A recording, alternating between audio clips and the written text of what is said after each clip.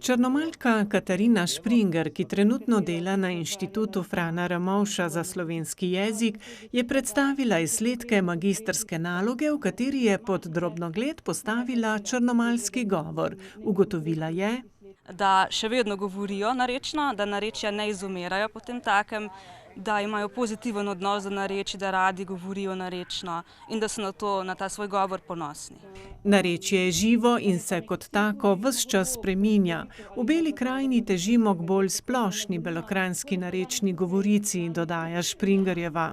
Očitno, če nas je več skupaj, se počutimo pa močnejše, ne. In zdaj je mogoče, da se potem tudi razlikujemo od ostalih, na primer od dolenjskih govorov, ne. Izgleda, da smo kot celotna Bela krajina, nas je več in smo potem lahko tudi močnejša ta skupina, ne. Ugotovila je, da mladi opuščajo izgovorjavo dvoglasnikov, ohranjajo in celo potencirajo pa narečne soglasnike, od katerih je najbolj poznan trdi L oziroma izgovorjava F kot V. Je pa ohranjanje narečja zelo pomembno.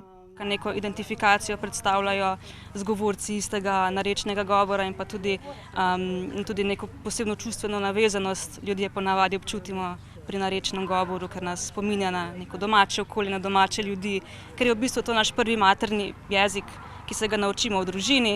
Kot je potrdila v magistrskem delu, imajo mladi govorci do narečja pozitiven odnos, zato se ni niti najmanj bati, da bi črnomaljski govor izumrl. In katere so najbolj tipične črnomaljske narečne besede, smo povprašali obiskovalce. Uporabljamo množino namesto dvojine, to predvsem. Črnomlji, tak, pa zak, pa kak. Gremo domov. Ali pa gremo doma, tudi rečejo, odvisno. Ja rečem gremo domov. Gremo domov.